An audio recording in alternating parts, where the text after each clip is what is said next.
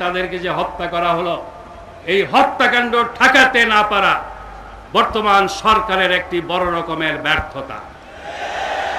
আমরা জেনেছি সঠিক পদক্ষেপ নিলে এত সেনা কর্মকর্তা নিহত হতো না, তাদের পরিবারের সদস্যরা নিগৃহীত হতো না, এমনকি মাত্র কিছু সংখ্যক বিডিআর জওয়ান এর সাথে জড়িত ছিল।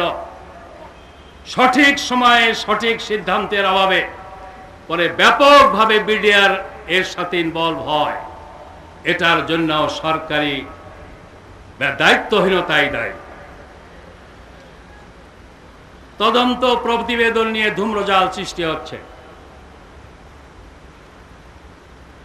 পত্রপত্রিকায় সেনা তদন্ত কমিটির রিপোর্টের কিছু আংশিক নিয়ে প্রতিবেদন ছাপা হয়। সরকার পক্ষ ক্ষিপ্ত হয়েছেন, বিক্ষুব্ধভাবে কিছু বক্তব্য দিয়েছেন। আমার পরিষ্কার কথা, অবাধ তথ্য প্রবাহের আইন আপনারা পাশ করেছেন। অবাধ তথ্য প্রবাহের আইন থাকলে সাংবাদিকদের কাছে তো তথ্য আসবেই। তার চেয়েও বড় কথা, আপনারা যদি ঢাক ঢাক করেন তাহলে কাল্পনিক রিপোর্ট ছাপা হতেই থাকবে।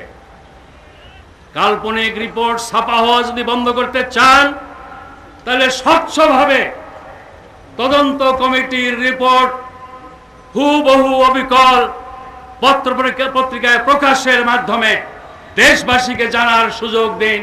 তাহলে আর কাল্পনিকভাবে কোনো কথা কেউ ছাপতে পারবে না।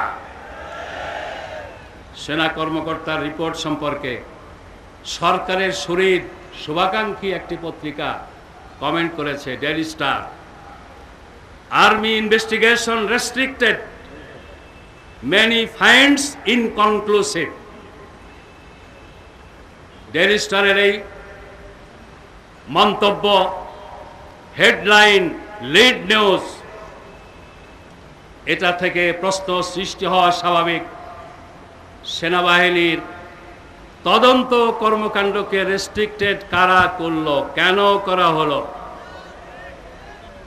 সেনাবাহিনীর ফাইন্ডিংসে যা আসছে তা উপসংহার তারা টানতে পারলেন না কেন?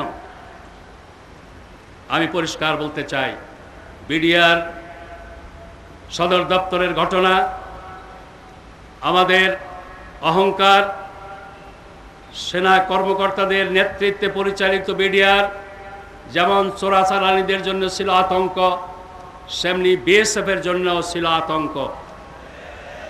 সেই বিডিআরকে বিডিআর দিয়ে ধ্বংস করে আমাদের সীমান্ত রক্ষিত করে ফেলা হয়েছে। আর চৌকস সেনা কর্মকর্তাদের হত্যা করে আমাদের প্রতিরক্ষা ব্যবস্থাকে দুর্বল করা হয়েছে। সেনাবাহিনীর ম্যান্ডেটের অংশ দেশের জাতীয় নিরাপত্তা এবং প্রতিরক্ষার উপরে দেশের ভেতর থেকে হোক বাইরে থেকে হোক কোনো হুমকি সৃষ্টি হলে তার মোকাবেলা করাটাই হলো সেনাবাহিনীর ম্যান্ডেটের অংশ। অতএব যে পিলখানার ঘটনা জাতীয় নিরাপত্তা হুমকি সৃষ্টি করেছে, দেশ রক্ষা ব্যবস্থাকে দুর্বল করেছে, সেই ঘটনার সুষ্ঠু তদন্ত সেনাবাহিনীরই বানায় সেনাবাহিনীকে করতে দেওয়া উচিত ছিল তাদের পেশাদারিত্বের মাধ্যমে। এবং তাদের যে ম্যান্ডেট, জাতীয় নিরাপত্তা এবং প্রতিরক্ষা ব্যবস্থা উপরে হুমকি সৃষ্টি হলে তার মোকাবেলা করা, এই ম্যান্ডেটকে সামনে রেখে তারা স্বচ্ছ প্রতিবেদন দিতে পারত। তাদের এই প্রতিবেদন দিতে রেস্ট্রিকশন আরোপ করা হয়েছে কার স্বার্থে? জাতির সামনে বড় প্রশ্ন হয়ে আছে। এই প্রশ্ন একদিন না একদিন হয়তো বুমেরাং হতে পারে।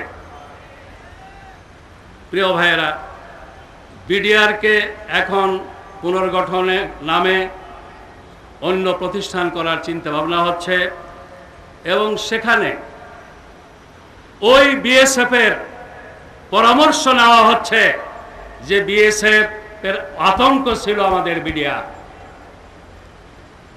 বিএসএফ এর গুলিতে আমাদের কৃষক মারা যায়, ক্ষেতের ধান কেটে নেয়। বিডিআর সদস্যরা জীবন দিয়ে এগুলো ঠেকিয়েছে। পদুয়া বড়াইবাড়ি এর সাক্ষী। এবারের বিডিআর এর ঘটনায় আমাদের প্রতিবেশী দেশ পদুয়া এবং বড়াইবাড়ির প্রতিশোধ নেওয়ার জন্য নেপথ্যে যে ঘটনা ঘটায়নি তার কোনো নিশ্চয়তা নেই। আমি বারবার বলেছি 25-26 তারিখে পিলখানায় যা ঘটেছে এর সঠিক তদন্ত করতে হলে, নেপথ্য নায়কদের খুঁজে বের করতে হলে কলকাতা কেন্দ্রিক, দিল্লি কেন্দ্রিক মিডিয়ার ভূমিকা কি ছিল এটা খুঁজে বের করতে হবে, তন্ন তন্ন করে দেখতে হবে। সে দেশের গোয়েন্দা সংস্থার বরাত দিয়ে আমাদের দেশের টেলিভিশন চ্যানেলের আগে ভারতীয় টেলিভিশন চ্যানেলে কিভাবে সংবাদ প্রচারিত হতে পারল, এর একটা জবাব আসা দরকার তদন্তকারী কমিটিগুলোর মাধ্যমে।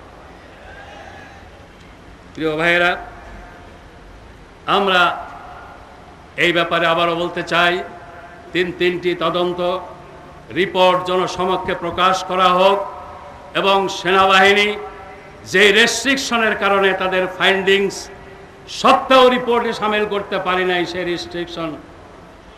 সেই রেস্ট্রিকশন তুলে নিয়ে তাদের রিপোর্টকে পরিপূর্ণ রিপোর্ট হিসেবে গড়ে তোলার সুযোগ দেওয়া হোক।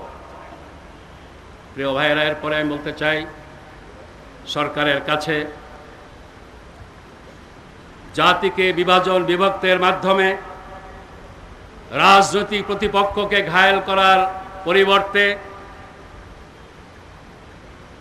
দেশের সরকার হিসেবে জনদুর্ভোগ দূর করার জন্যে, জনগণের মৌলিক সমস্যার সমাধানের বাস্তব পদক্ষেপ নিন। বিশেষ করে পানি এবং বিদ্যুতের অভাবে জনগণ যে কষ্ট পাচ্ছে, দুর্ভোগ পাচ্ছে, সেই দুর্ভোগ দূর করার জন্যে অধিকতর মনোযোগী হন, তাহলে দেশবাসী কিছুটা শান্তি স্বস্তি পাবে। দেশ নৈরাজ্যকর পরিস্থিতির দিকে যাওয়া থেকে হয়তোবা রক্ষা পেতে পারে।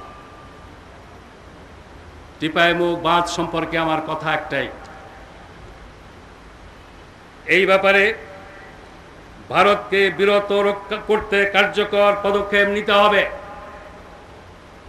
সমস্যার গভীরতা বোঝার জন্য সরকারকে চেষ্টা করতে হবে। সরকারের কয়েক মন্ত্রীর কথায় মনে হয়েছে এই সমস্যার গভীরতা তারা মোটেও বোঝেননি। আসল দায়িত্বপ্রাপ্ত মন্ত্রী, শেষ পানি সম্পদ মন্ত্রী বলছেন বাঁধ আগে দিক, তারপর দেখা যাবে। ফারাক্কা থেকে তাদের শিক্ষা গ্রহণ করা উচিত ছিল।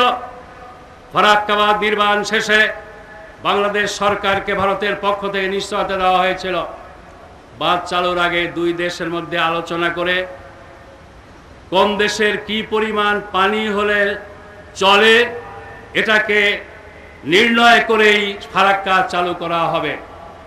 কিন্তু সেই কথা ভারত রাখেনি। একতরফাভাবে 74-এর 31শে মে বাঁধ চালু করেছিল, সেই পরীক্ষা আর